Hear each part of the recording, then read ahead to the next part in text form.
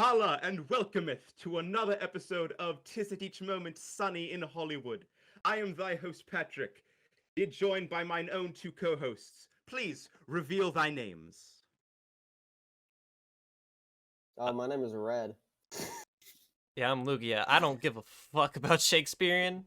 You I ever have to like learn that in your Shakespeare. English class? It makes Guys, no goddamn sense. Guys, don't worry. I'm not gonna be talking like that the whole episode. Good. You know, I just realized something. What? This is the second time we've talked about Shakespeare. Yeah, Throne of Blood was the first. Yeah. And this ain't gonna be the last time. Like, I'm definitely gonna recommend more. Shakespeare is a common figure in literature. He's like And you don't say, huh? He's like the face of literature. So Yeah, he's like, obviously he's gonna be a reoccurring appearance. yeah, he's like the original Stephen King. But yeah, it's another Shakespeare episode. So yes, brush up your Shakespeare. But Yeah, before actually, we get to that, Have we talked about Stephen King yet? No, I don't Okay, think yeah, we go, have. go. Okay, I'll remember that for the future. Okay, go on. Before we brush up on our Shakespeare, quite a few things happened this week. A lot of things happened, both for movies and video games. But Yeah, to start, so let's we'll talk. start off with movies. Yeah. We got nominations for both the Oscars and the Razzies. Okay, so for that's the exciting. So for the Razzies, I'm going to keep it brief, mostly because there were two controversies in regards to the Razzies. One is Ben Affleck was nominated for Worst Supporting Actor, which a lot of people found surprising because his performance was actually praised by most people. So like, oh, that's like such a weird pick, considering most people liked that performance, and they're picking it for worst. I'm surprised they actor. have awards for the worst supporting actor Well, and whatnot. it's not. The It's Razzies not meant, started as a joke. It's not like yeah, a it's a legitimate joke. thing. Okay. Yeah. It's not. Yeah, it's not meant to be like they don't like send invitations. Yeah, To I mean, actors to some be like, people "Hey, still come show here." up. Yeah, some people show up. Yeah, Halle Berry and Tom Green infamously showed up. In fact, they got really pissed because Tom Green was like, he was like acting like he won the Oscar. He was like super excited. He was like, oh yeah, Freddie got fingered. Woo, woo. Yeah, I think Bill Cosby was the first person to actually like accept a Razzie in person. Yeah, that would have been funny a few years ago. Leonard the Sixth, I think. Ah, cool. But yeah, Kind of related, but not really at the same time. This is going to a video game. Similar concept though.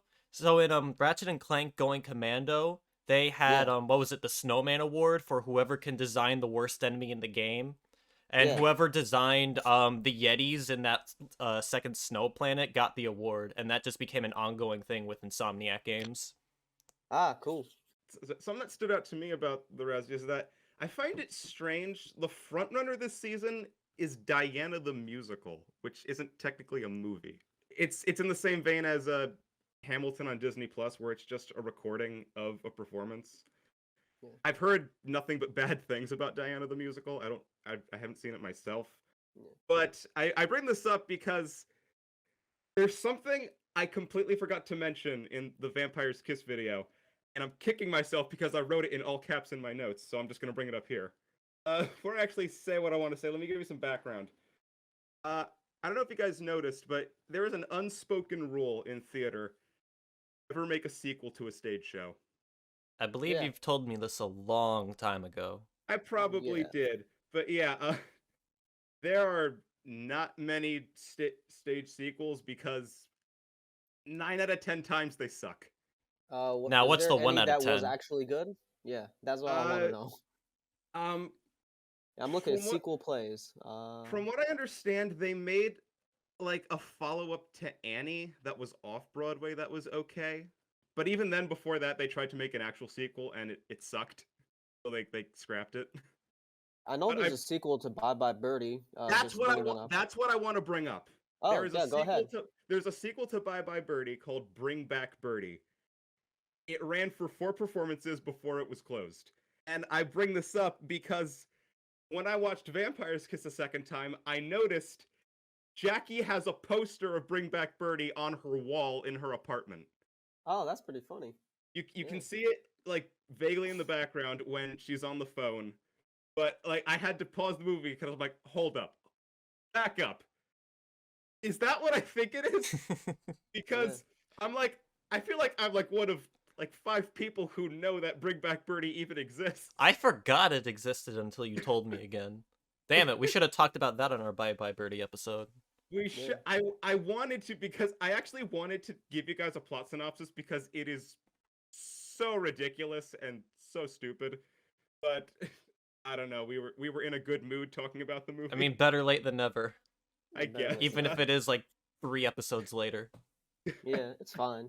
I I mean, could Vampire's give. Kiss was last episode, so there's a bit of a relevancy through Yeah. all three. So I just wanted to bring up.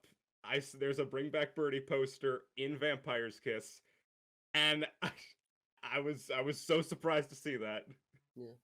You know, I'm actually scrolling through a lot of the nominations for Worst Picture for the Razzies, and I find it funny. Some of these movies aren't even bad. Like some of these movies are beloved nowadays. Like Blair Witch. You know, Huh. it's like considered the first of the found footage genre. It's like incredibly influential. All right, Hmm. yeah, but I just found that interesting. Like it's not a Red, good movie, but yeah, whatever. Red, Yeah. just out of curiosity, I want to ask, how do you feel about Dear Evan Hansen not getting a Worst Picture nod? I feel I've been robbed. Uh, it is absolutely the worst picture. We've been. I think there You is a told corruption us. in the You told Razzies. us. I don't know. Think of it like this: it's better left forgotten. Yeah. I don't know. I'm not the one to talk about Dear Evan Hansen. I am not an expert in any way. Anything else you guys want to say? I do want to bring up the Bruce Willis controversy. So apparently, Ah, yes. multiple Bruce Willis movies were nominated, and a lot of people are like, "Okay, yeah, the movies are kind of shitty," but the way they were delivering it was an unbelievably mean spirit, and a lot of people recently found out that the reason Bruce Willis's more recent movies have been like that is because the man has dementia. And you know, lots of people are wondering like, oh, all of his recent movies, like he seems to like still care about acting, but he's doing such a bad job, and he has his lines fed through him. And it turns out all of that is because he has dementia. Like the reason he has his lines fed to him isn't because he doesn't care; it's because he physically cannot remember the lines. So a lot of people are like, it's a little bit poor taste for the Razzies to, you know, nominate him like almost every movie he did this year. Yeah, Yeah. no, no. But the thing was, is they added a new category called "Worst Performance by Bruce Willis" in a Yeah. 2021 movie. Yeah. I saw. Yeah, I feel like that's just adding salt in the wound. That's. yeah. Yeah. Actual worst, but yeah. Anyway, my pick for worst picture is Space Jam: A New Legacy because that's the only one of these I recognize. Did you see Space Jam 2? No, I'm just a hater. I didn't see it either. I know I Eh. can't judge it, but I just I wanted to judge it. refuse to give money to that movie. Can we move on to the Oscars now? Yeah. So All right. apparently, before we talk about the nominations, the Oscars apparently has 3 hosts this year. It's Hmm. going to be a 3-act deal with a new host every hour. I guess they're trying to make up for the last few hosts they missed. But yeah, Or a lack of hosts. Yeah. yeah. The Best Picture Academy will have 10 nominees, which is pretty cool. This is the But, first for me, but like I recognize like more than half of the movies in the Best Picture category. yeah. One fun thing in the Best Picture, we're just gonna focus on Best Picture. I'm not gonna go through all of them, but Best Picture, I found it funny that Belfast was nominated because Kenneth Branagh's directing career is very funny because he seems to um constantly oscillate between critically acclaimed and critically panned.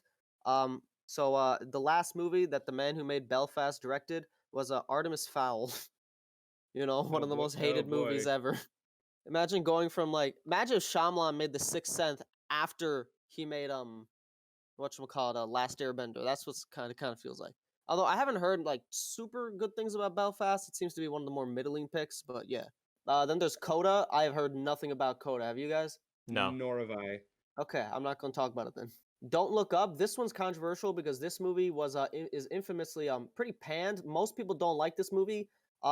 I hate it. I saw this and this is like probably the second worst movie I saw last year next to Dear Evan Hansen. I gave it like Dear Evan Hansen's a 1 out of 10. Don't Look Up is like a 2 out of 10 if I'm being generous. Yeah, I saw Don't Look Up as well. I'm lukewarm towards it. My parents liked it. I was like, whatever. I want to say we Listen, talked about this movie before. We did. did talk about Yeah. it.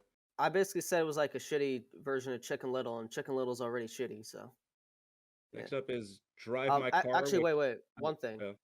If you are interested in watching Don't Look Up, I recommend just watching the Simpson episode Bart's Comet because it's like the same thing, but it's funny and 22 minutes. I think you said that last time we talked about it.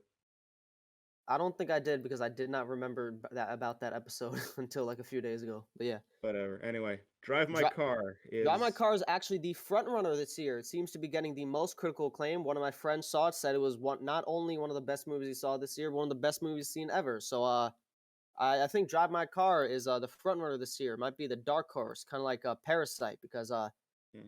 it is a foreign language film. It's Japanese.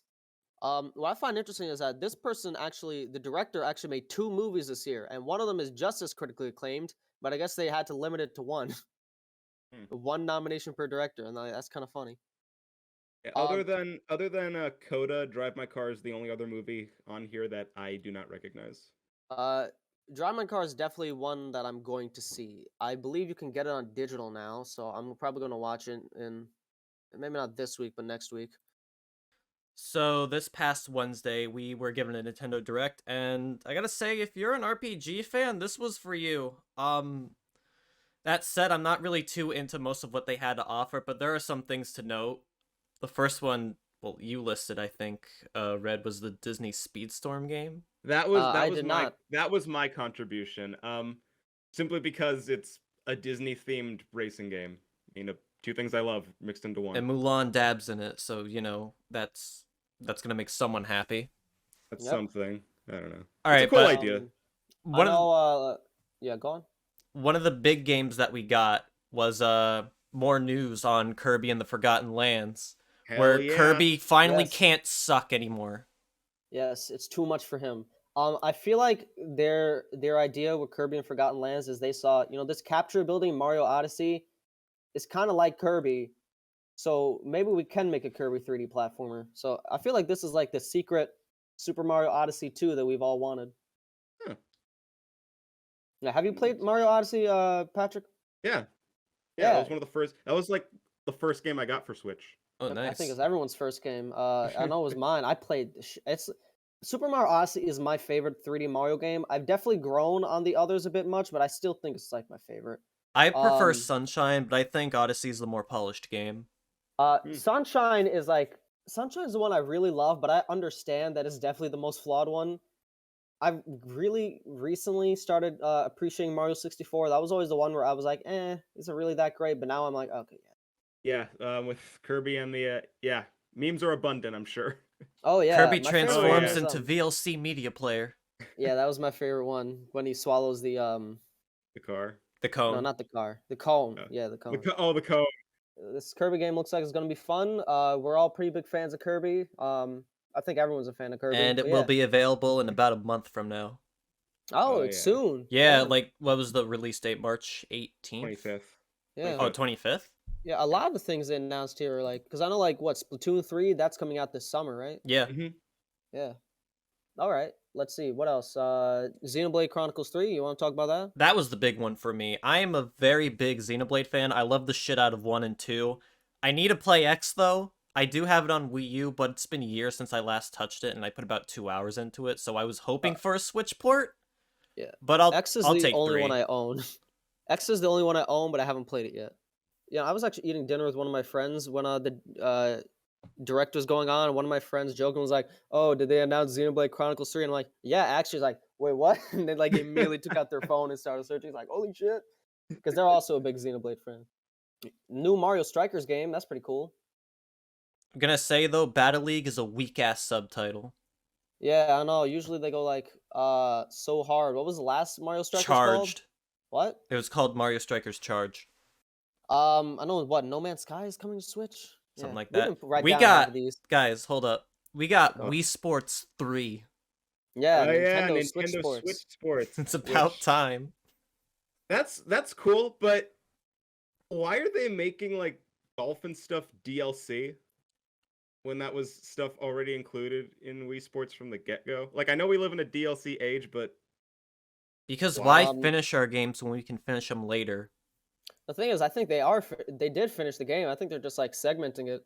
Also, from what I've seen with Nintendo Switch Sports, you will not be able to play as your Miis, so get fucked, Miis. Damn, that's the best there part. goes my man. chances. There goes my chances of buying it. Okay, yeah. Well, speaking of DLC, Mario Kart we're not getting Mario Kart 9. Instead, we're just getting 48 new courses for Mario Kart 8. Nintendo, we're announcing Mario Kart 9 is in development. Also Nintendo. Here's DLC for the last one. Yeah. It's been how long since I last touched Mario Kart 8? Like I don't know. 4 years. years? 5 years since the port for Switch. Yeah, And I I've think never that even saw played. no changes. Yeah, I never even played Mario Kart 8 except at your house, Patrick. That was like the only time I ever played it. Yeah, the kart racer of my choice for Switch was Crash Team Racing. I feel like I'm the only one of the three of us that likes Team Sonic Racing. Well, I haven't played It was Team Sonic alright. Racing, so I can't. I've judge only it. picked it up a couple times. Yeah, I was there with you when you first played it. I guess it's kind of cool that Mario Kart 8 is basically getting double the content now, but it's like, guys, it took you this long to do that? I think that maybe that's why it took so long because they were making so much content. Yeah. No, because some Klonoa. of the tracks are from the mobile game. Oh, Yeah. okay. Well, Klonoa, that's cool. That was a surprise. Yeah, Yeah, 1 and 2. I think 2 yeah, is we like all one of the love rarest games out there.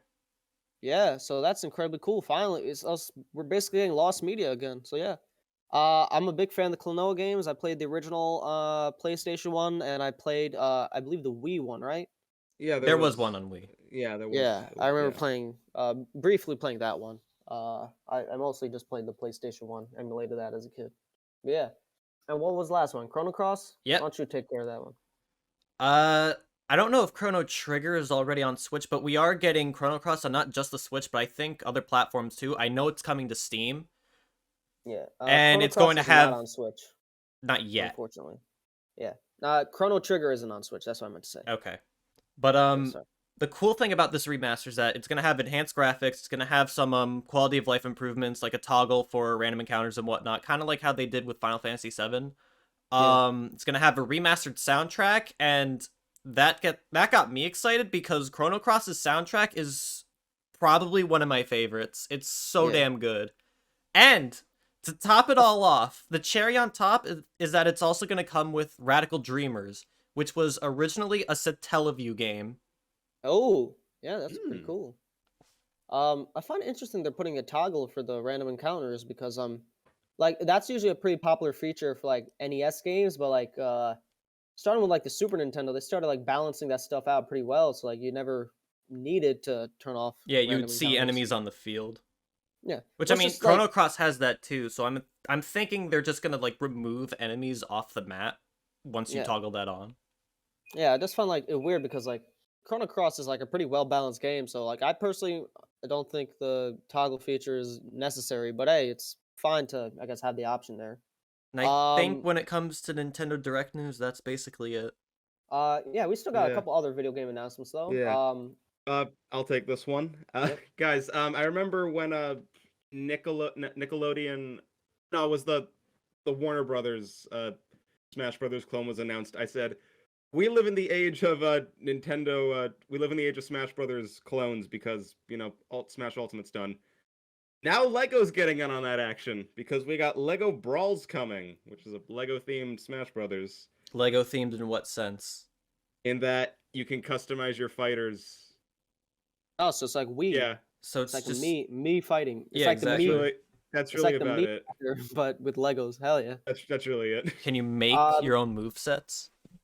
I think so. Yeah. Does it have the Does it have any like pop culture characters? Because I feel like that's part of the fun of Lego. There's Ninjago, but no like no like No Star Batman, Wars no. no just- okay. Indiana Ah, Jones, damn. none of that. Maybe in Oh, DLC. Yeah, maybe it'd be like Fortnite where just a bunch of random pop culture characters just get added. Anyway, this one I want to talk about. You guys will definitely be interested. So we're all huge Shovel Knight fans, right? I love the game. I think it's my favorite indie game of all time. Yeah, I think it's one of, if not the best indie game of all time. And guess what? They're tackling a genre that we like, possibly even more than platformers, Zelda. Now, They're Zelda in making- what sense? The top-down 2D classic Link's Awakening, Link Between Worlds, Link to the Past type Zelda game. Okay. Yeah, Shovel Knight devs, they're making Mina the Hollower, which is a Zelda-like inspired by specifically the Game Boy games, as you can tell by the aesthetic. But it looks super fun. People have already played the demo and saying it's fantastic. You can dig in here too, just like Shovel Knight, so I guess they love digging. But Didn't they yeah. just make another game? What was it, Cyber Shadow? No, they were just publishing that one. Oh, okay. Yeah, this is the first like official new game from Yakuza Club Games that's not done by that's not the Shovel Knight. So it's pretty exciting. There is a Kickstarter going on. It's still going on. So if you want to support it, go ahead. It's I think it'll last like a month, so you have it some time. But yeah, they said they aren't doing the Kickstarter thing for money. They actually already have it funded. It's just they know that the audience they like to be involved. So this is basically just like pre-ordering the game, but still being able to get updates and whatnot because they felt that crowdfunding was incredibly important to Shovel Knight. So why not? And moving on, gentlemen, Florida Man's back. Yes, the world's greatest superhero. Yes, apparently, this past week, Florida Man attempts to rob a bank wearing a Sonic the Hedgehog mask, and he failed. He was too slow. Fuck. It was just a random article I found browsing the internet. And what's funny is that the article says this isn't the first time something like this has happened. Apparently, a few years ago in New Mexico, there was a man who attempted to rob a bank using an NES zapper. Like, oh, Watch boy. out, this man's played Wild Gunman. Watch out. Watch out, Florida Man. You got some competition. I like to imagine that when he was being arrested, a dog popped up and started laughing. Yeah. I don't know. Anyway, That's it. That's it. That's just a stupid, funny story about our reality. Futurama's revival. Big controversy because John DiMaggio, who was played Bender, arguably, okay, not arguably, he is the most famous character of the show, has not been asked to come back.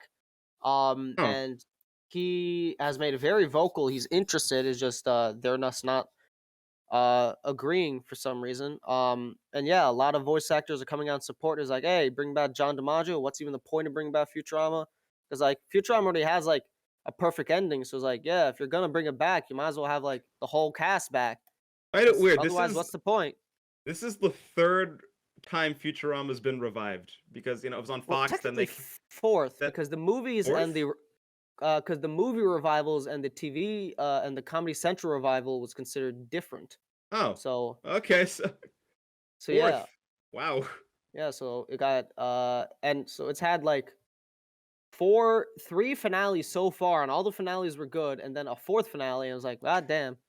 Hopefully the fourth finale is gonna be good because it's all good, but it's just like I feel like each revival has had somewhat diminishing returns. They've been good, but I'm worried that eventually, the basket's gonna fall out and it's gonna become bad. So hopefully won't be, but I don't know. We already got some pretty good finales, so it's not like if you ever rewatch it, you can't just stop at one of the good ones. So, yeah.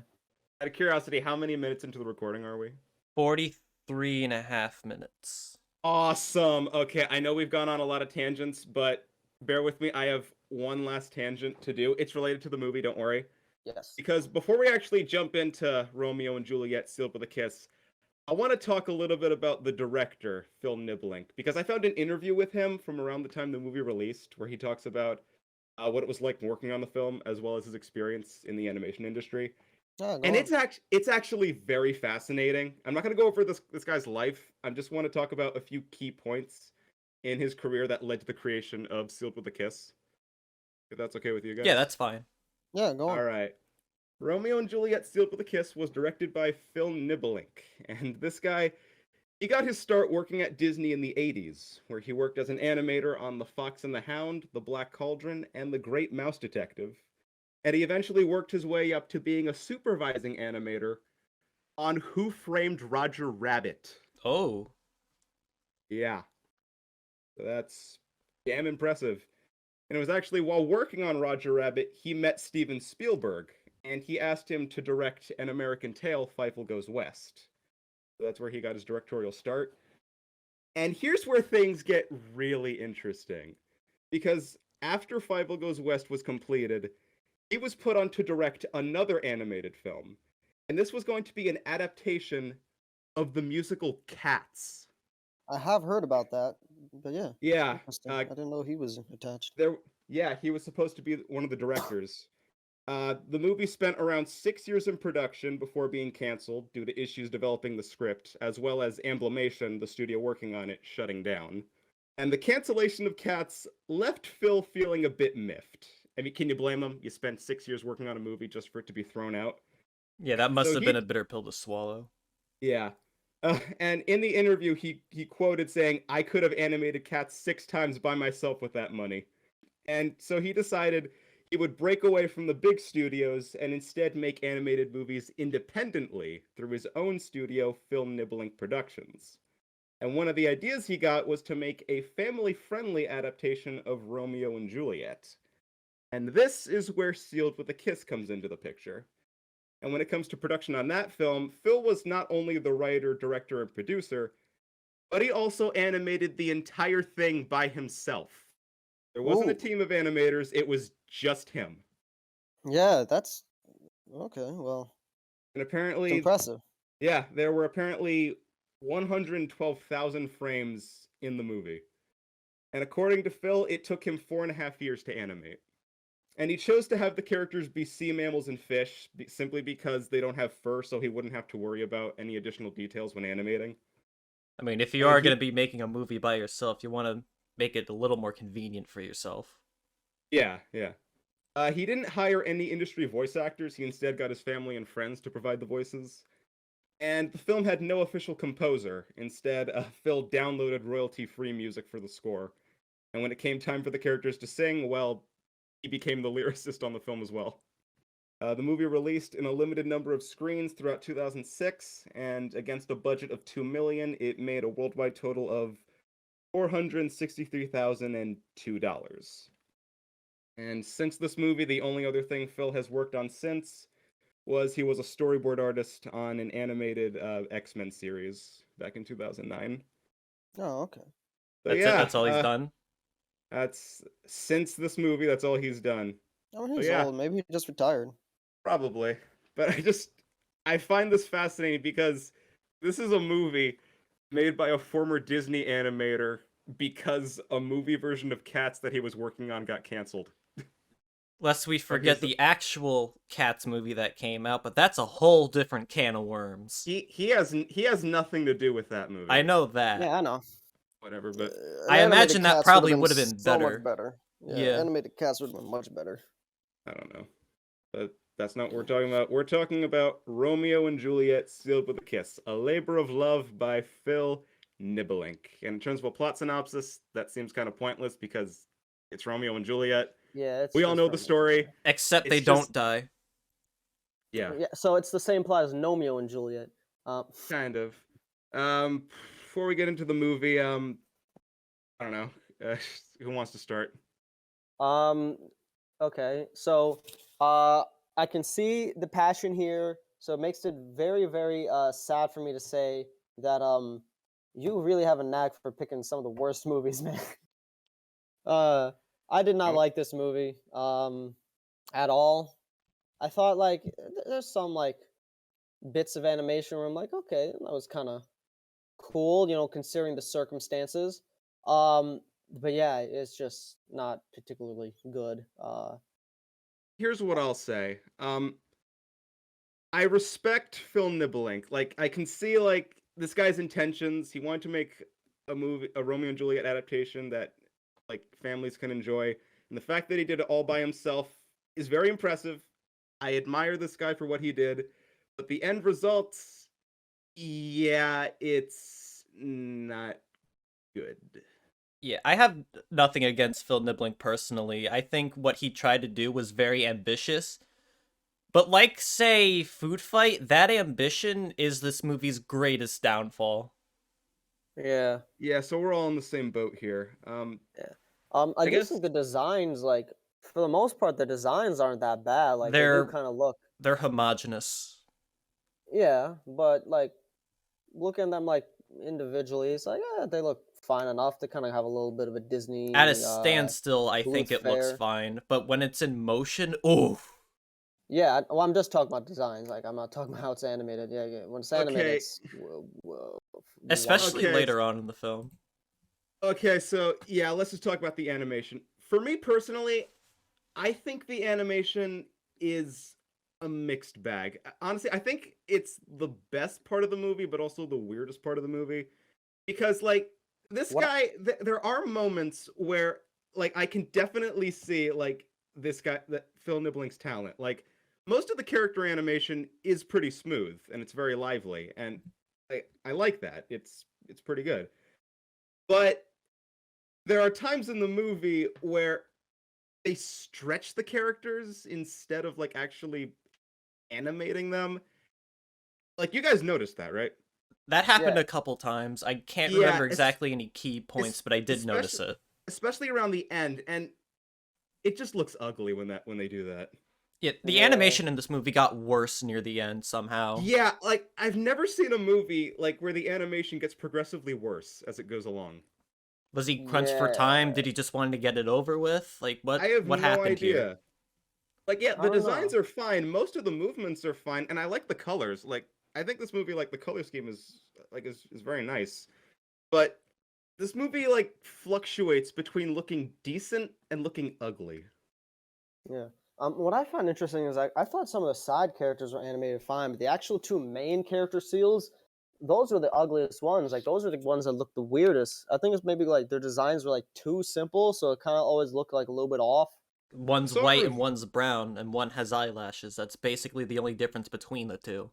Well, that's not even what I meant. It's just like I felt like because they have very like little features, they hardly ever felt like solid. It always just felt like a weird amorphous blob. When like I don't know, his best friend, was it, Mercutio. yeah, Mercutio, because of like his nose, like I felt like I was able to like his character like felt more solid, so I felt like his animation wasn't like too bad. But yeah, Also, what threw me off is that like there's no shading in this movie. So like there are times when the characters like don't even look like they're a part of the scene very well. You guys notice that? Kind yeah, of. Yeah, the lack of shading was like throwing me off. I'm like yeah, this looks like, weird. and it's not like lack of shading like in the way like whatchamacallit, Sleeping Beauty was it? Because Sleeping Beauty they still had like shade on layers. This one just felt Mhm. like every single one was like the same tone. That's like Yeah. what we mean by lack of Like shading. it was very flat looking is what I'm trying to say. Yeah. Sometimes the animation reminded me of like cheap old like Sega CD like FMVs. That's what like it reminded me sometimes. Or like Really? I want to yeah, say like it looked better than that. uh, I'd say like a little bit better, yeah, but like this one's also like it should look better. It's just like the fact that it's comparable to me is I think the issue. I don't know. I guess one little cute little fun fact is that I know like the couple, the voice actors for Romeo and Juliet, they actually are a married couple, so that's a little bit sweet. Oh, They do that's have cute. like the voice performance wise. I think you can like see the chemistry. Kind of Um, like how the voice actors of Minnie and Mickey are married in real life. Fun So what? fact. Yeah, they are. Fun fact. I thought I thought Disney voiced Mickey initially, and then they got No, I some mean new the voice current act. the current voice actors for Mickey and Minnie. They have a new voice actor for Minnie. I thought she passed away, and they haven't replaced her yet. I don't know. I read somewhere that at some point Okay, in never time mind. At some never point in mind. time, yes, At probably. some point in time it was a thing. Yes. Anyway, speaking of voice acting, so I think like the two main characters they were fine enough, but man, the side characters they were weird. It's like oh, Mercutio is like oh, hoo, yeah, hoo. Patrick, Like you said it's that the like voice talent was provided by His friends and family and family of the friends. director. Yeah. Yeah. yeah, it's the most like Was the generic fish his cartoon daughter? voices. The fish was either Oh, his the daughter or racist fish. granddaughter. Okay, actually his daughter, most of her dialogue was not scripted. He just said like he just put her in front of the microphone and whatever she said, he's like, "Oh, let's put that in the movie." Yeah. Which There's this is very sweet, but that's not how you write a movie. well. Okay. How do I put this? Are you guys familiar with Don Hertzfeld? I've heard the name. I think I've heard the name, yeah. Okay, so he's a completely independent animator, kind of like this dude. He animates completely by himself, makes movies, and one of his movies is called The World of Tomorrow, and that's how the dialogue was done. He just got his little cousin, 5-year-old, to just talk on a microphone. He worked the movie around that. The thing is, he worked the entire movie around that, and also the animation style is a lot simpler, so it looks like really good. And so like because like that was the entire premise, I think it worked out well. It's very weird to just have one character do that and not have like that's sort of like the whole movie planned around that, you know? Yeah. Yeah, if anything, I would say like definitely watch like the Don Hertzfeldt movies because that's like an interesting example of like feature length movies, or like at least like decently long movies done by one person. Also, Bill Plimpton, he's done a few feature length movies, and he's also like one dude. Like that's a weird thing because I've actually seen animated movies done by one person. I want to like be nice to this dude, but I've also like I've seen it done well before, so I'm like it could have been better. Like I know it could have been better, but I don't know. Granted, those people they took a much more they had simpler designs. They took a much more limited art style. This dude was clearly trying to reach that Disney type look, and it's just like that's just not just can't do that by yourself. Going back to the fish for a second, what was that whole point where the fish was like, "Wait a minute, you're a Capulet and you're a Montague. Yeah, this movie just got You some very can't weird be a like couple." yeah, this movie just had some very weird racism metaphors. I felt I don't know. But that was jarring because, like, literally the scene before, the fish was very supportive of their relationship, and then the fish went, "Wait a minute, you can't do this." And then she's supportive again. Yeah. Yes. So, what? What? Maybe Honestly, it's a the metaphor for fish how character children took me are out of the conditioned. film entirely. Because So she's primarily in the second act, but she's, I guess, an omnipotent force in this universe. She can fly without needing to be in water. She doesn't need water to breathe. How the fuck does that work? Maybe she's a flying fish. I And don't she's the know. most powerful character in the movie. She takes down a shark by herself. Well, not by herself, with friends or a school of fish. I forgot how it went. They did the exact same thing in Shark Tale, if you remember. I don't Or want to John remember yeah. that movie. John Leno's stuck in the porthole, and the shrimp attack him. You remember that? Yeah, I do remember that. I'm like, oh. There was something That's else an that interesting bothers me question. about the fish. Is that she sings Twinkle Twinkle Little Star for almost no reason, and then that becomes a leitmotif for the rest of the film. Yeah, when the Yeah. two characters you think Romeo and Juliet are dead, and there was a minor version of Twinkle Twinkle Little Star playing. Why? I don't know, man. That was weird. Was that also Okay. royalty-free music? I don't know. Twinkle It Twinkle Little is Star is Twinkle. how many It years is. old? It is royalty-free music. Mozart made Twinkle Twinkle Little Star. It's centuries old. Oh yeah, Then yeah, Mozart's the guy who made. Or as I You like know to that? call it, the alphabet. Yes. Oh yeah, A B C. Yeah. So Twinkle, Mozart. Twinkle, ABC. But yeah. Do you think this movie would be better if it had Will Smith fish? I think it would. Probably. I Yeah. don't know. Oh, by the way, you know Again, the not to make fun of the voice talent or anything. I know his heart was in the right place when it came to casting. It's just the execution was Yeah. that. Also, I noticed a few instances think- where they reused the same voice clip. yeah. Like, Um, okay. what I found interesting is I think the worst voice was the one that Phil Nibelink did himself. The seal? prince. Oh yeah, the prince. The prince. Oh Like, yeah, oh, the big I boy. will never do. Oh, like the big, fat dude with the big ass nose. Yeah. How did his story end again? Because I remember like it was something really stupid. There was another giant. Yeah, it was another giant with like a big old nose. It was like, okay. Yeah. She appeared nowhere else in the movie. She just appeared at the end. Yeah, I was like, okay, cool. But okay, I think that's enough of like the technical side of things. I think that's like the big thing to take away from this movie. But like, there's Well, the other thing is, stuff like, to talk about. This movie was like oddly poorly written. And it's like, how do you mess up Romeo and Juliet? Like, I don't know. This movie has an issue with like knowing what to focus on and how long to focus on it, because like when they try to do dramatic moments, like they go by like too quick for them to leave an impact. Like the scene where like they think Romeo is dead because he fell off the cliff with the prince. It's not even like 30 seconds before like they realize, oh, he's not dead. And Yeah. even at that point, they completely glossed over the fact that Mercutio might be dead Yeah, because he also fell off the cliff. yeah. We never liked Mercutio, honestly. I don't know, but like Benvolio's the if- Chad. if you're gonna try to do a dramatic moment, at least like give it time to settle, so like the audience can, like get invested in it. But like it goes too quick for it to leave an impact. You can definitely see the cut corners and like it's a valiant attempt, but I definitely think they should have probably planned it from the get-go as a much more smaller scale than they did.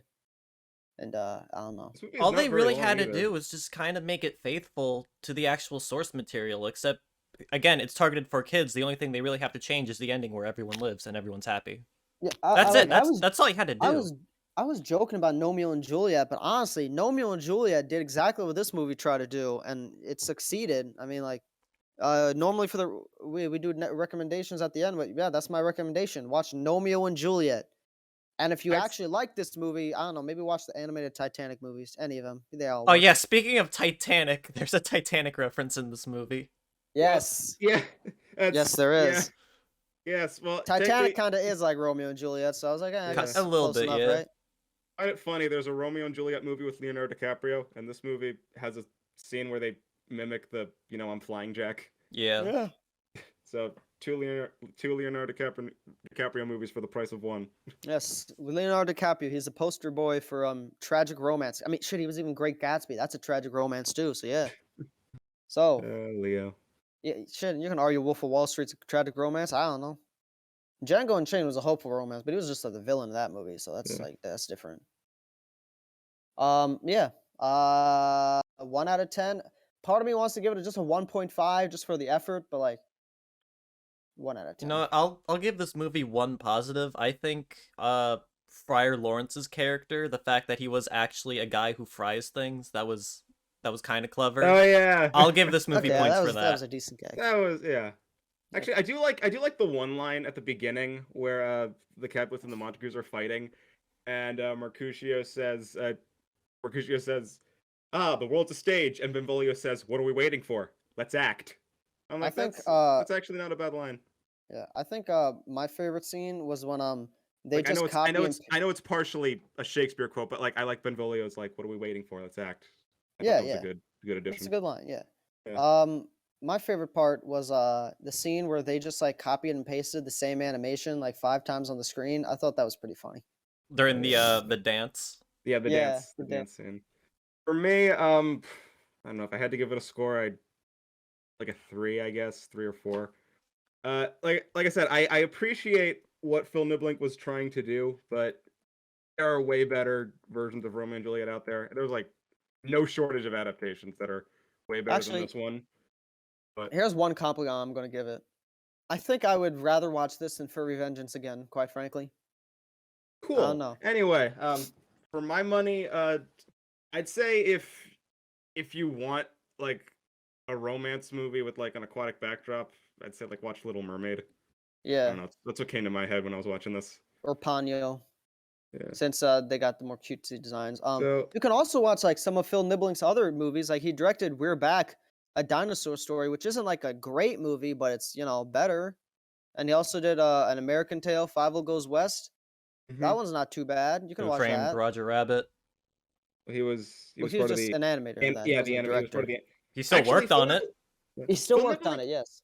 Phil Niblink was also he was actually the the animation director for Casper, the 1995 Casper movie.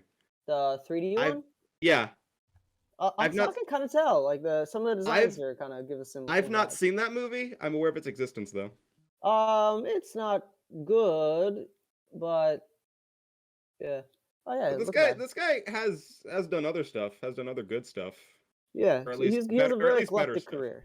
At the end of the day, I think the most interesting thing about this movie is just like Phil Niblink himself and like his Yeah. career. I Yeah. think that's the most interesting part of this movie because the movie itself is like, Yeah, it's nice. eh. We got to dive a little bit into a regular old animator because I feel like normal animators they don't get enough attention or Yeah. credit. So it's just cool we get to So, see a smaller so voice. Phil, we give you an A for effort, but If you Anyway. happen to be watching, we are sorry, but this is yeah, what we yeah. think. We have And nothing against you. We have nothing against you. It's nothing Yeah, against you you, seem Phil. like a cool dude. Hopefully, you're enjoying whatever it is you're doing now.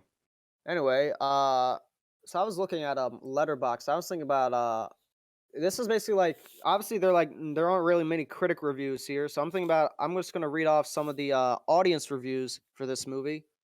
hmm Phil Niblink is a better animator than he is a director, writer, voice actor, Shakespeare aficionado, etc. But he Oh is a boy. good animator. I don't give a fuck anymore if Romeo and Juliet are voiced by a married couple. This was pretty cringe. Also, that fucking little fish. What is wrong with that little fish? I know, right? Yeah, multiple people have mentioned that they're thrown off by that little fish. A masterpiece, the likes that can never be replicated by gods themselves. I understand why it has a friendly ending, but quite frankly, I think it might have been better if they died, because then it would have been more interesting. Okay, that's an Alright, interesting review. I think that's it for Romeo and Juliet sealed with a kiss. I didn't Now get to give my Red. score. Yeah, I give me a thought you did. score. I thought you did. No, I didn't. But Oh, alright. it's pretty predictable. 1 out of 10. Probably the worst thing we've seen. Yep. Wow. Alright, so Red, you're Uh, up. yeah. While we're still on romance, I figured, tomorrow's Valentine's Day. And we talked about PTA earlier. Licorice Pizza. That's another romance movie by Paul Thomas Anderson. So I'm just gonna stick with that theme. We're gonna watch Punch Drunk Love, another Adam Sandler movie. I know we did one not too long ago, but this one's widely regarded to be his best movie that he's starred in. I've been interested in seeing that movie for a while. Well, that and Uncut Gem, so I'm looking forward to it. Yes, this is one of my favorite movies ever. Paul Thomas Anderson is, in my opinion, one of the best directors ever. So this is just a great movie. So yeah, Alright. breaking the streak Okay, what streak? of very weird movies. Okay, I mean this movie's kind of weird too, but like, yeah. This has been It's Always Sunny in Hollywood. Parting is such sweet sorrow.